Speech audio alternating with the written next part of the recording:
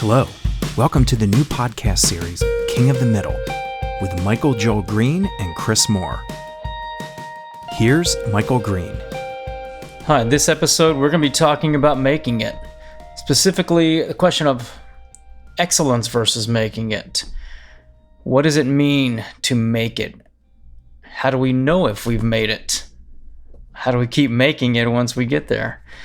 All these questions, but they're the ones that we think about, especially as we pursue non-linear careers that there's really no formula for. We'll be asking the question is, where does God fit in all this? Idea of making it. Does God help us make it? Does God cause us to make it? What does God say about us making it? When have we been compelled to do something, to seek something? How do we know if we are? These are the questions that we ask, especially as an artist. I was a musician, an actor, now I'm a writer who's been trying this for a long time. Chris has been editor, writer, artist for 25 years as well.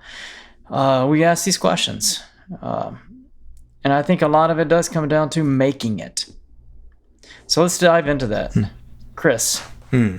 Yeah, so thanks, Mike. What I want to do is, you've mentioned in the past two episodes this quote from Augustine about love God and then do what you want to do. What I want to do is I want to read a little bit more of that quote because I did a little digging about Augustine, because there is, if we don't clarify what that means, there are some folks who might say, wait a minute, I can just, it's a cheap grace thing. I can say, just love God and do whatever I want to do. But there's more to it than that, obviously. So what Augustine said was, it came from his 7th homily on John, chapter 4. And he said, once for all, then, a short precept is given to thee, love and do what thou wilt, whether thou hold thy peace, through love hold thy peace, whether thou cry out, through love cry out, whether thou correct, through love correct. And he goes on with a few more examples. But a number of theologians that I looked up had mentioned, but keep in mind that he was also talking in John about reminding the audience that's reading that quote and hearing this, because it's often repeated about just love God and do what you want to do. In the book of John, it clearly says, the Lord said, if you love me, you'll keep my commandments. Whoever has my commandments and keeps them, he it is who loves me. Whoever does not love me does not keep my words. So it's just interesting to be reminded that we do have to follow God's commandments, and we also have to say, which is the root of why you and I are doing this podcast, is, Father, if we're on a wrong path in what we're doing, correct us, because we're going to do what we think is right, or what we think you're calling us to do. But we also know that you don't always speak with a bullhorn in our ear before we do it. Sometimes we have to do things and then we find out that this isn't what you want. So, or we find out that what we're going to get into in this episode, making it versus excellence and the journey, you may find out that you've made it, but you've made it at a great cost. And that's what we're all hoping to avoid as believers, keeping our foot. So the first part of our discussion, I think I'd like to hear a story from you, Michael, about something you witnessed, someone who made it, or a situation where you've seen somebody making it. And by making it, I don't just mean, oh, I'm doing this and I've kind of got a career, but it's like I have a career and or a group of collective of individuals have made it together and they're actually successfully doing it, making a good living, and they're actually renowned for what they're doing. So we're talking about the worldly sense of definitely what making it is. So do you have a story to share about that? I think that, one story that has always struck me or stuck out with me is one of my best friends was in a band for years, and they toured the country for about 7 or 8 years, and I would go and fly to Chicago or San Diego, drive to San Diego and help them sell merchandise during kind of the shows.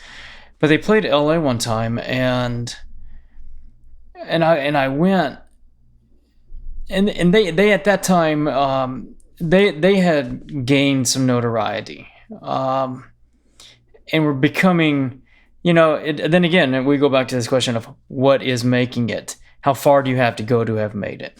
But we'll get back to that. But they had gained a following, and they were also playing with two other bands that were actually, pretty well known. And man, I remember being at that show, and one of the other bands, I knew the singer was sort of hard to deal with, and I had heard some things, kind of that make you question, what's this guy really like? Would you want to hang out with this guy? Would you actually want to be this guy's friend? And they were playing, and the crowd was, doing what crowds do. And I remember thinking to myself, and at the time I was failed. I had not achieved that. I was not playing in front of 2,000 people. But I remember thinking to myself, as I watched kind of the crowd, for lack of a better term, worship the guy up there. I don't think God wants fame for his children. Now, this is weird for me because confession, I always wanted fame. I was a Christian, I was following God, but we do have that fleshly side and that spirit side, and I always wanted fame. I can't deny that. As the years go by, that desire lessens, especially as you see what it does to someone. So I remember that moment, kind of very an epiphany, thinking that's why so few of the Christians I know pursuing music, acting, directing, writing, have not made it, at least what the definition we would think of as made it, because I think God knows it is not healthy for someone to be on a stage being worshipped. And I remember I sort of gave a little prayer of thanksgiving at that moment. God, thank you that I have not reached, that I didn't reach that, because I know myself and I know how haughty I would have become. And you can turn this, I think we can turn this, tweak this a little bit and say, I don't think God wants a rock singer to be worshipped from the stage, but I think some preachers could also take that lesson. I'm not sure God wants preachers to be on a stage being worshipped by congregant members, and I think we've seen too many preachers fall. We could probably give examples of people that have actually, made it to where, someone listening to this would know that person. But for me, that was a very important moment of my life right there, where I was able to give thanks that I had not made it. Mm-hmm. Mm-hmm. And I can share that I attended at one event with this said group, and I remember something that struck me was, you and I talked about it at the night after it happened, was women throwing themselves at these guys, knowing that some of these guys were married. And I remember, and we both commented on it, and you really commented on it, that, wow, it's the temptation that comes, and it doesn't matter. You're not protected necessarily because you're a Christian. You're not. Maybe there's some level of protection where people and your audience has more grounding, but that isn't something to rely on. And I thought, wow, that had a big impact on me that moment too, seeing what success looked like and saying, wow, there's a lot of temptation here, just like the worldly version, the secular version. So making it possibly, even if you're believers, if that's part of your art, is reaching out to that audience, it doesn't necessarily save you or protect you, because you've got God on your side. And matter of fact, the enemy attacks you probably harder because of it. Matter of fact, I know he does. Yeah. So, yeah, it's a great story. And you have another story that you've told me that I think we'll probably, if you'll share later on, because I think that's a powerful story too. I wanted to touch on just, what do you envision when you think of the term making it? Expound that question to say, when you first started, I tell you, you can either start when you come to LA, or you can start as a kid. Yeah. I know you were always doing music and stuff, but in your mind back then, 20, 22, 23-year-old Chris, like what did making it look like to you? It's interesting because there is this ambiguous sense at the time, even coming to Los Angeles 22 years ago, what making it look like. I didn't want to think too much about making it while I was getting settled. And over the years, there's a sense of almost like an attempt at being humble, to say, I don't know what making it looks like, and I don't want to think about it. But in truth, there are two things that are bad about not thinking about it. One, you are thinking about it, and you're probably delivering dreams about winning Grammys and Emmys and Oscars while you're in the trenches. And that starts to fuel a lot of your dreams, because you start to get to be around people who, based on your career path, like mine, I got to be around people who won those kind of things. So you start to have a bigger dream of like what could happen. But if you're not dealing with it in your humble beginnings, it leads to an issue. It can lead to issues, which we just talked about with the temptation in the story you just told.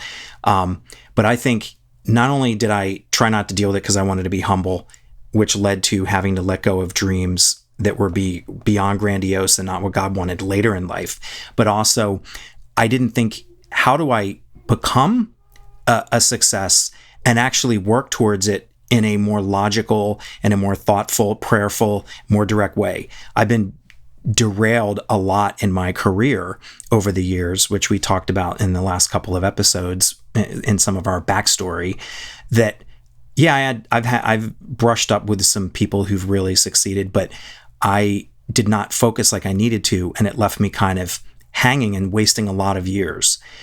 But I think if you asked me when I was younger, what would making it be, I think I would have said, well, I want to be known in my field, but not famous to the world. I want to be known in my field. So I'm coming from an editing, maybe sound design and really editing, picture editing place. I want to be known for being really good and somebody who kicks butt and works hard. And I wouldn't mind having some awards maybe, but I'd say I don't care about the awards, but I do want to be really well-known and respected.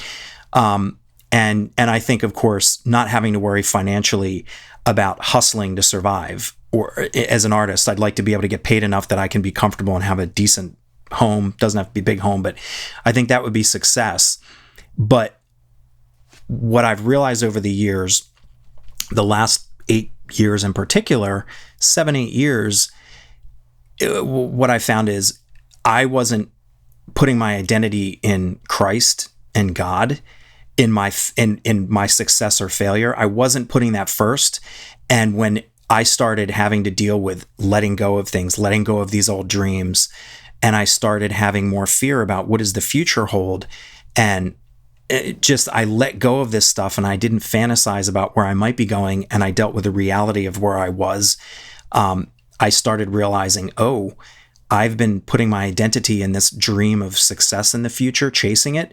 And if I have a peaceful night of sleep, it's because I thought someday I'm going to be all right and I'm going to make it. And suddenly it was like, that's not true anymore. And I started having massive sleeping issues. Turns out I have some there's stuff in one of the sides of the family where there's a lot of sleeping disorder trouble. And that hit me like a ton of bricks a few years ago. And I realized, well, before, when I didn't have those issues, I was more trusting in the future and success, worldly version of it, and not trusting, Lord, what do you want? And what does it look like to be in the trenches to completely rely on you? And it's been a major battle to get back to sanity. Many years of being on a journey now of recovering from that realization that making it in the dream was a false one. And as much as I said, oh, my identity is not in my job, it's in God. Yeah, it was, but I was still putting a lot of my identity in success, a dream of success. So I think if that answers your question, it's not so much clear cut, like I thought I was going to achieve this and that, but it was a dream to be chased that was attainable, but the dream was wrong. Did you ever have the high school 10-year reunion daydream where you've made it? and you arrive, like, for me it was like you arrive in a private helicopter, Yeah. And everyone's like, oh my gosh, Michael, like he's like a famous actor now, No, I would have that back when I was in college, when I was a wreck, So that's born. But see, that's born out of bitterness, jealousy, insecurity, by the way, a lot of insecurity. But back then it was, you want to like show off when you go back for your high school reunion. Yeah. Of course. Yeah.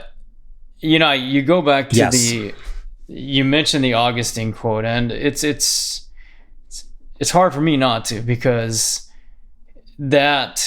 I came to faith, really came to faith when I was 24.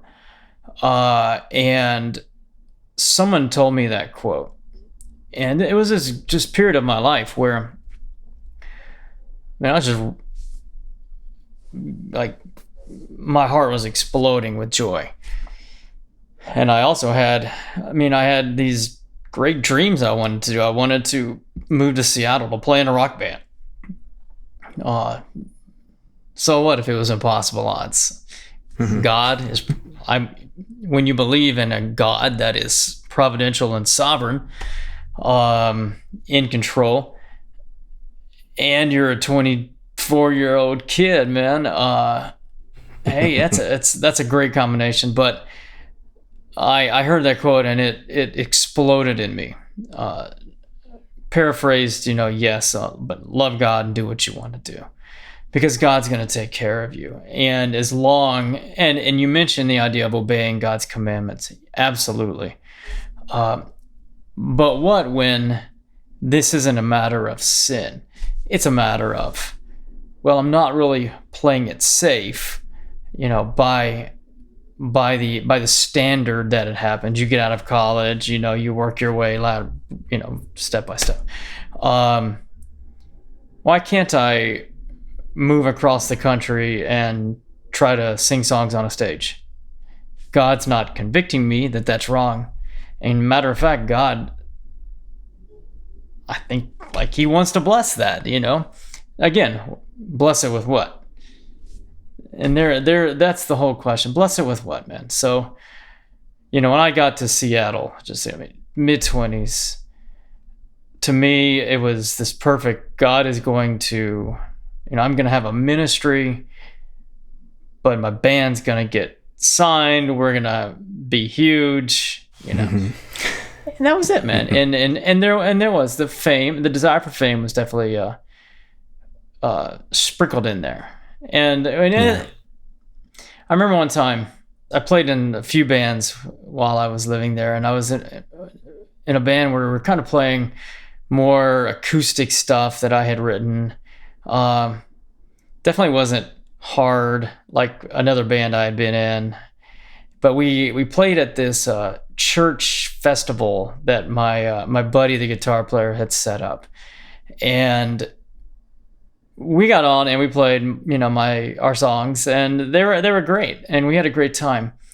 And then the headlining band that my buddy had actually booked, because he put this show together, they'd actually had a radio hit, and they were Christians, and they were good looking, and they had the look, And my band, we didn't have the dress, for sure, the wardrobe.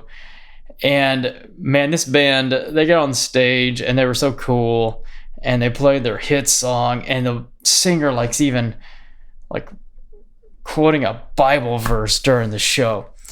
And I just remember I was torn in two, and I was on one hand going, Michael, this band is preaching the gospel while they're also making great music. And the other part of me was like going, steaming inside. And so I left there and I went home and I ended up writing a song that night about this jealousy that I felt. Like a dragon with two heads at war, jealousy and love struggled at the core. And because I didn't know how to deal with that, man. I'm jealous mixed with the knowledge of, man, there's these guys and preaching the gospel in Seattle, where it's not a very churched region of the country. So I didn't know what to do about that. And a lot of it goes back to, what do you consider making it? So over the years, especially when you haven't reached those lofty goals, it's like, oh my gosh, God, if I could somehow just be able to have a family and support them through my creativity, the idea of fame sort of becomes disgusting in a way.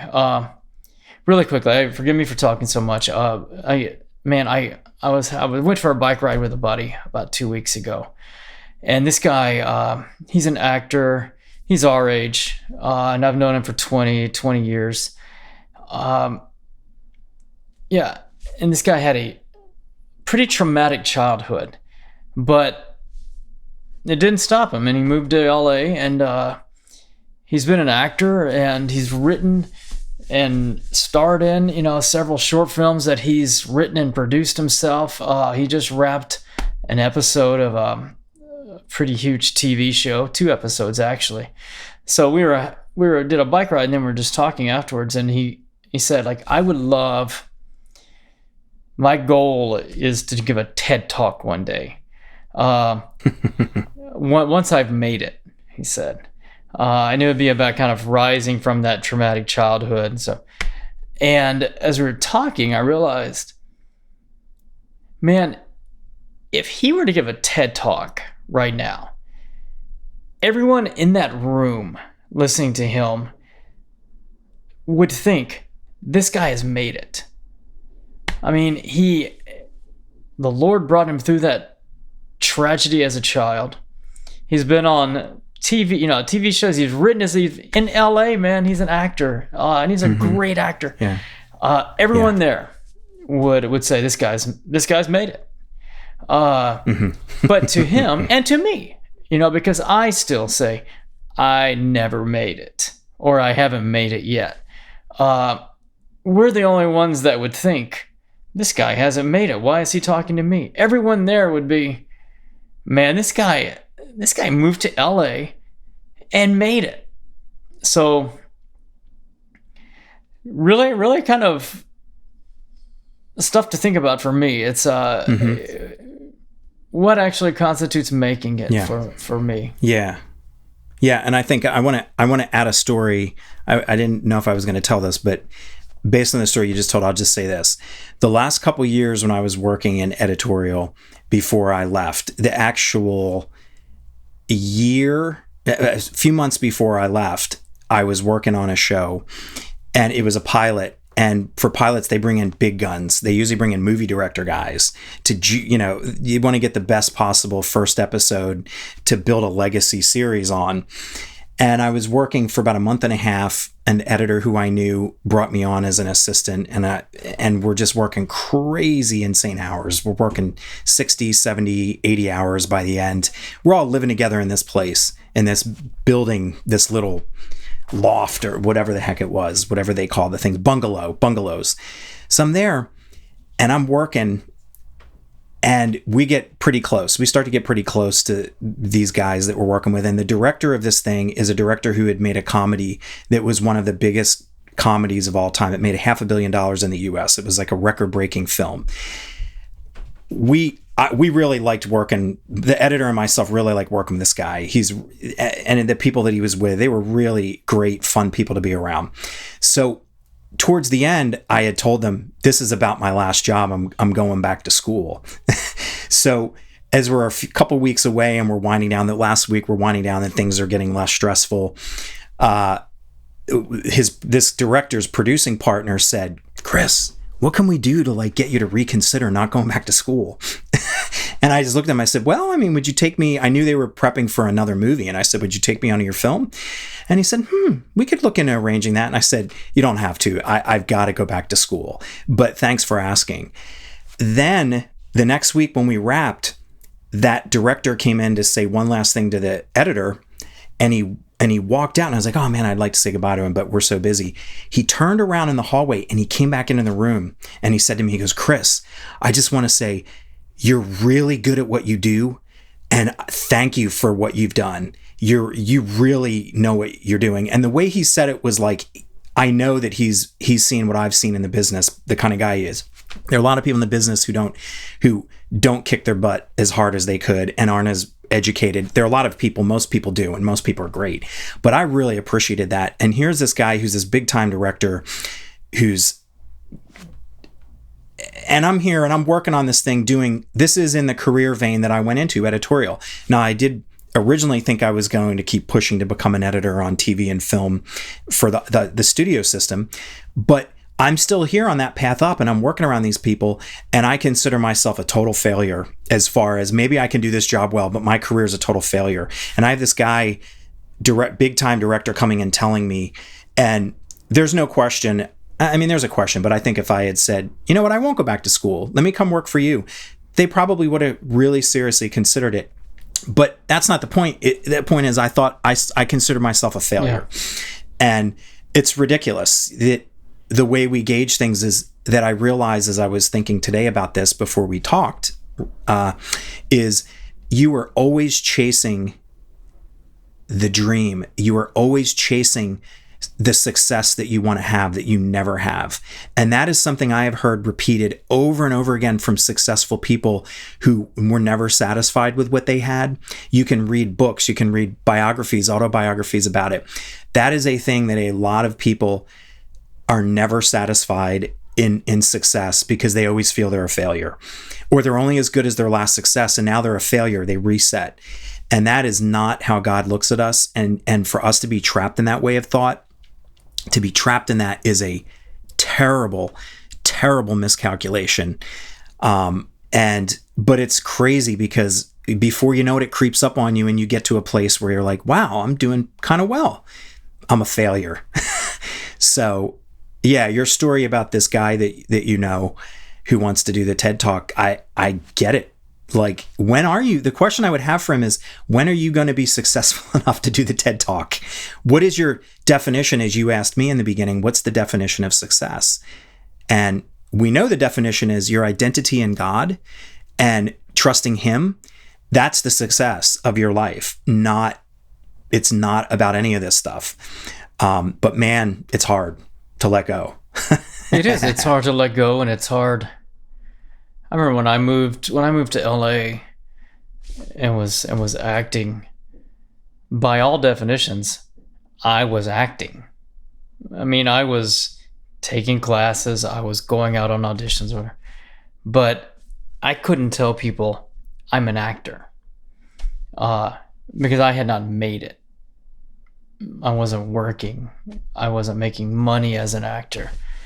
And I would always say something like, I'm trying to be an actor, or I'm pursuing acting. And I don't know, maybe on some level that's true. I mean, that's fine, but everyone here is trying to be an actor.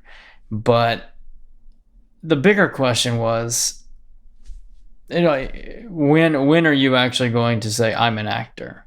Do you have to have this big of a role in this big of a movie first, or these many national commercials first? And it's a no-win situation there. So you're talking about identity. Yeah, one we can parallel that with, say you're an actor, but take that to our identity in Christ, and you say, that is my identity. And it's weird. I'm trying to be an actor, but how come I don't tell people, well, I'm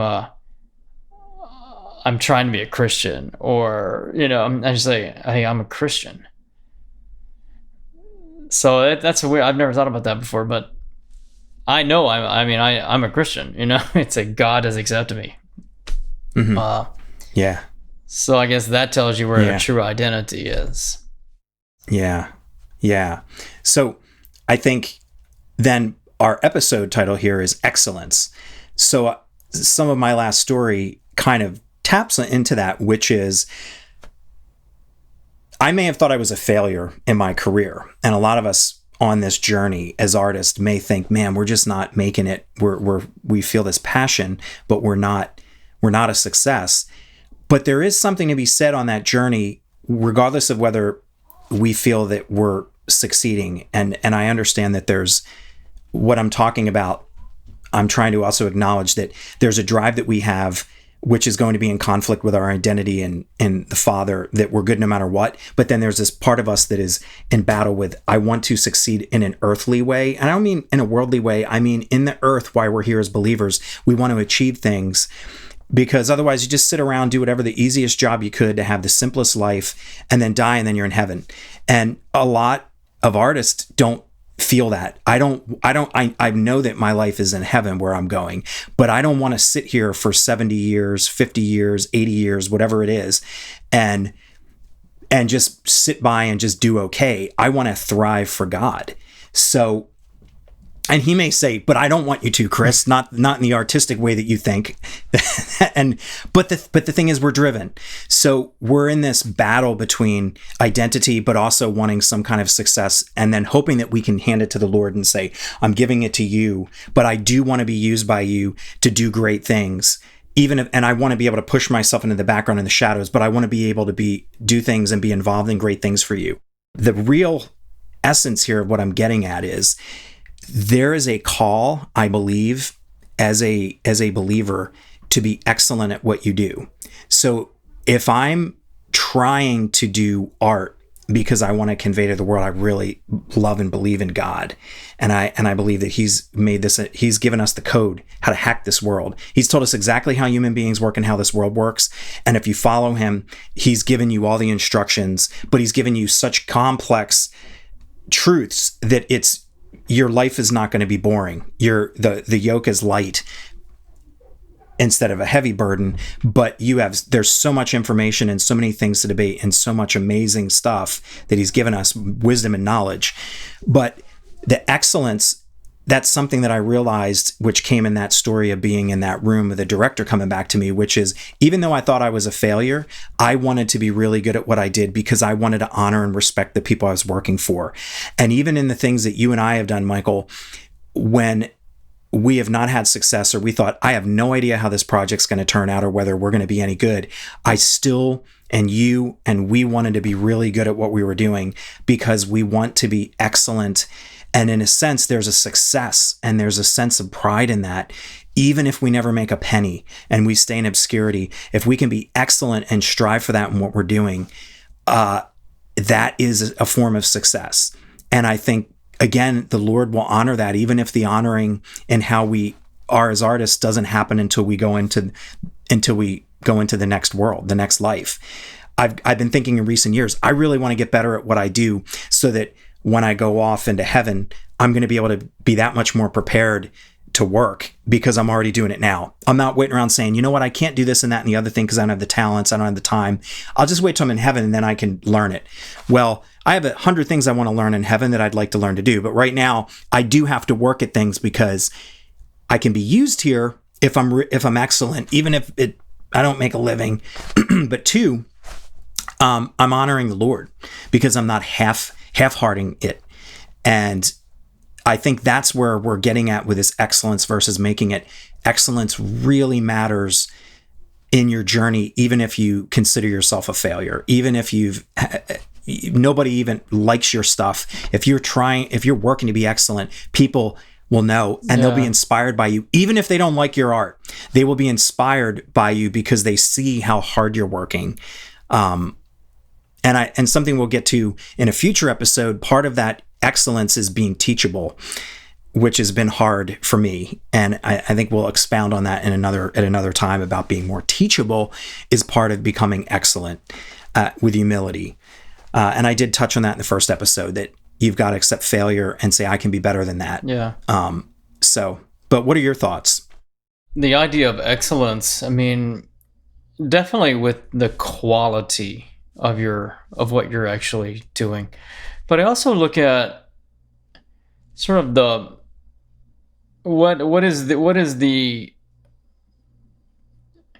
how are you conducting yourself as you're doing that? And so what I was thinking about was Chris and I and another friend of ours, we started in a company that we were writing and producing our own audio dramas. And we would write the script, cast the actors, direct the actors, do all the sound, do all the music, engineering. And when we did our first production, well, one, we had great actors, but we made it a written goal of ours that we wanted everyone that came into the studio to audition, as well as that we actually cast. We wanted them to leave that studio feeling better about their career than they did when they got there. And a lot of that was knowing firsthand what the pursuit here does to you. It grinds you up. Mm-hmm. It flattens your confidence. So we did. We wanted everyone there to leave encouraged by their about their career, but also to have a great time. And so and we did that. And I always, that was probably as important to me, being excellent as far as how we treated everyone there as that product itself. So I think that's probably what I was thinking of there. That's a good point. And you really pushed for that because you had the acting skill. You had spent the time in the trenches, and you knew. And as you talked a bit about the prior story of your experiences, and that's a real testament. And we definitely, in everything that we're doing, especially as independent artists, we want to respect the people that we're working with and make them feel lifted up, because the world crushes you down, and artists, it's a dog eat dog world, and a lot of it's who's better than the other, and I want to do everything on my own. It's all about me. And I know that you and I are really trying to work with a community of people and care about the people that we work with, and that's the part of the excellence we're trying to be excellent, that matters. That's what God cares about. He doesn't care whether an audio drama that we did has any success. What he cares about is how do we interact with people, and what's our witness, to use that classic Christianese word, witness. What's the witness to people who may or may not be believers? And that's the most important thing. It's not the success of. Yeah, I think it also then comes down to, I mean, as far as the quality and what you're actually putting out there, is that honoring God. And what I love, and this is, I wrote a short novella 2 or 3 years ago, and we recorded it as an audiobook, and we got a friend of mine who is an actor to come and do the voiceover. And it was sort of a dark thriller thing. So I had included some salty language in there.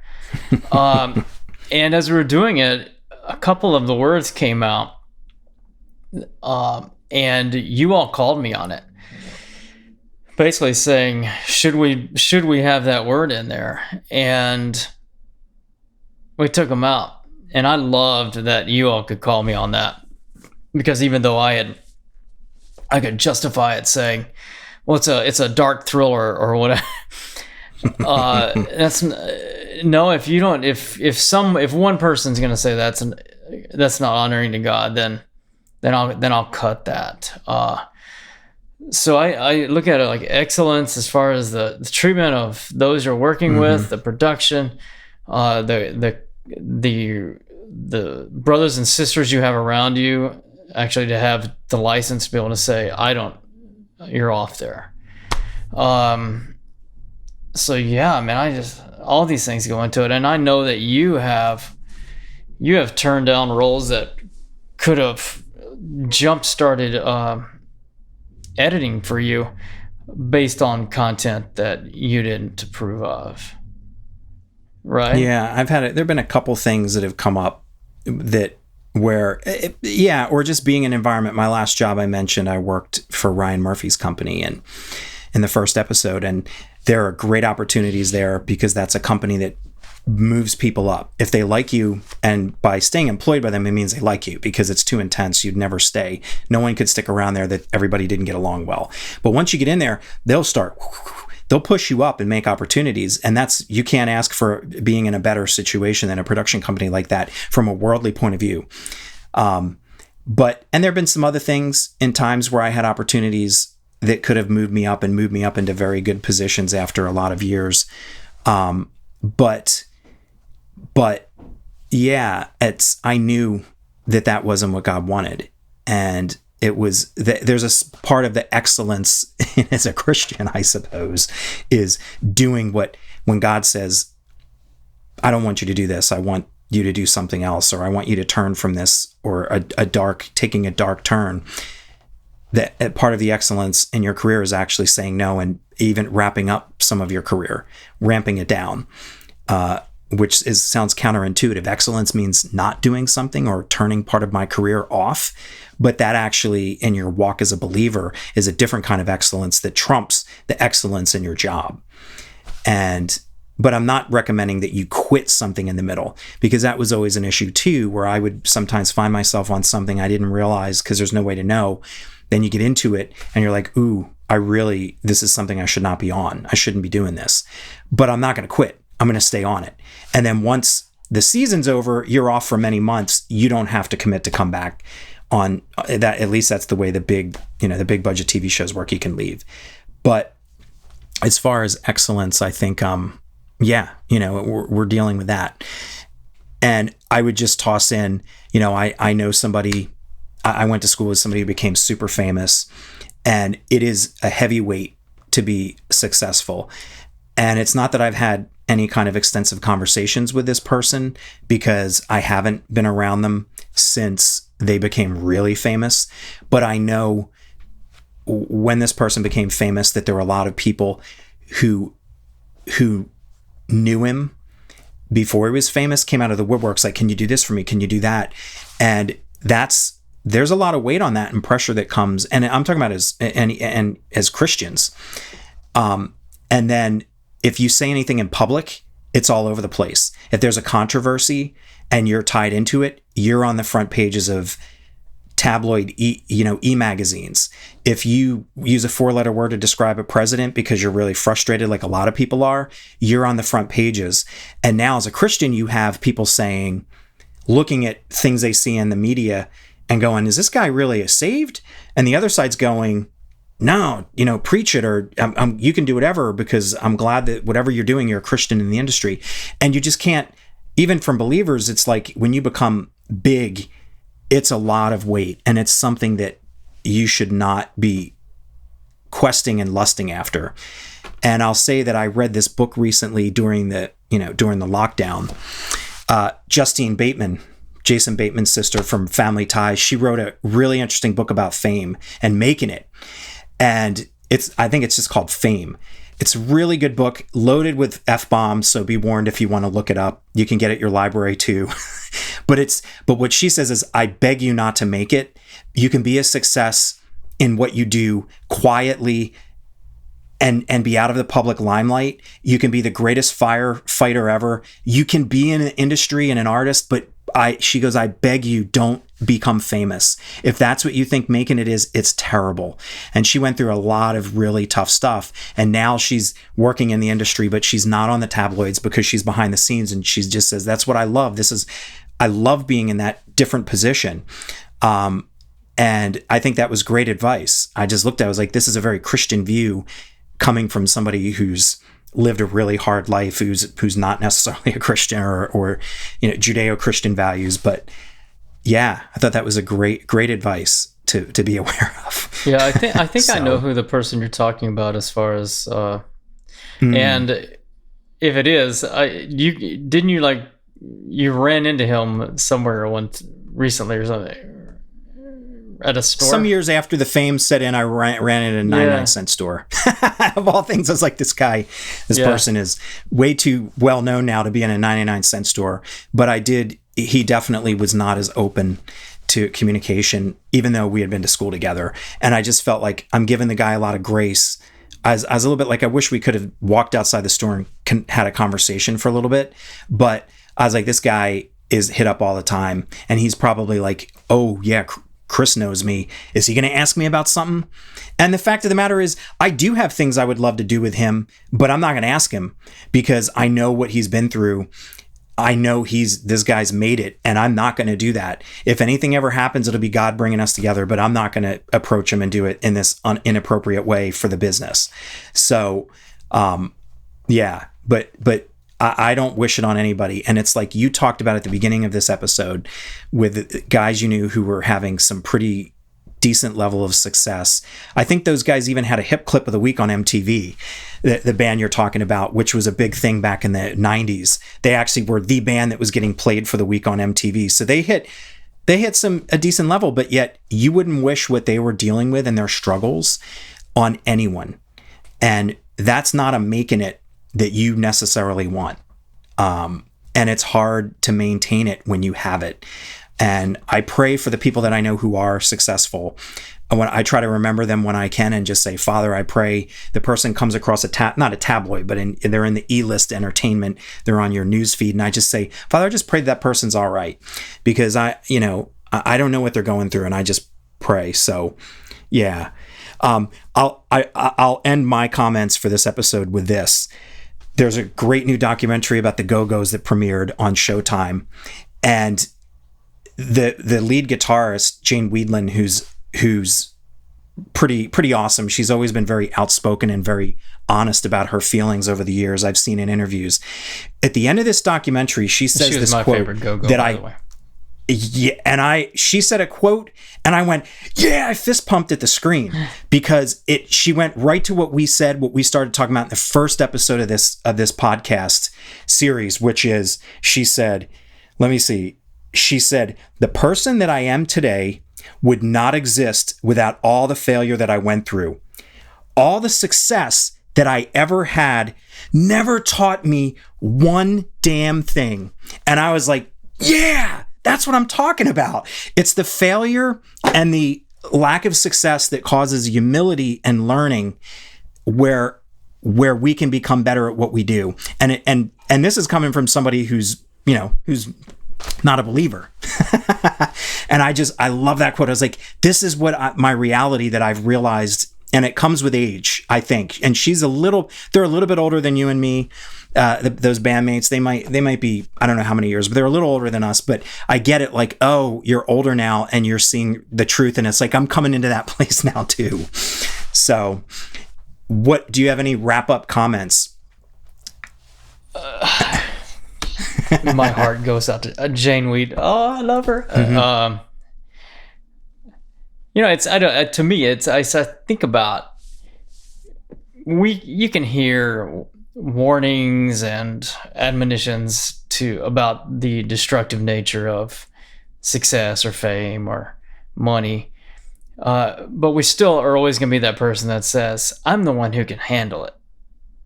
I'm the one that can actually have it and not be soured, if you will. Yeah. And you mentioned age. I mean, it is true. You get older, you gain something. I don't know what it is, but not everybody does. I something, suppose.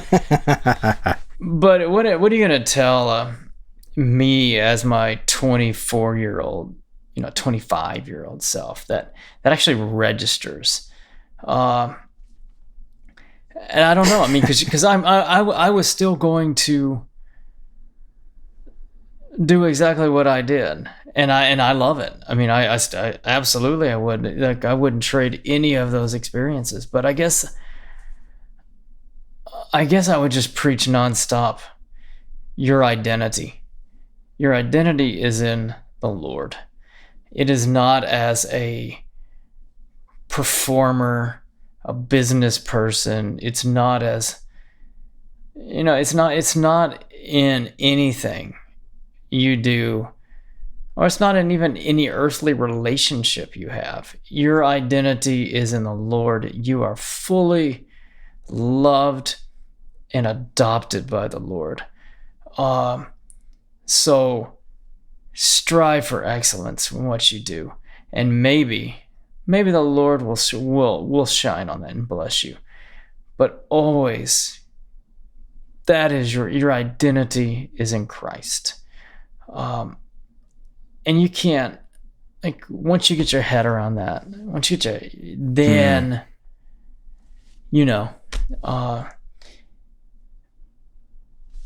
God is going to be there for me, and God is going to take care of me, and I know that I can do what I want if I'm loving God, and that I can do no wrong. And that's a rich comfort right there. Exactly. Can do no wrong, and it's powerful, because if I'm obeying and listening to him, I won't. It's hard to not do wrong, though. Even when just being married, both of us, we know that. But I think that's great. I think that's a great way to end. So I want to thank everybody for listening again. It's been great. And please feel free to comment. If you're watching this on YouTube or Facebook, please leave comments, and we will, as episodes continue, we'll comment on the comments. So, Michael, thank you. And we'll see everybody next week.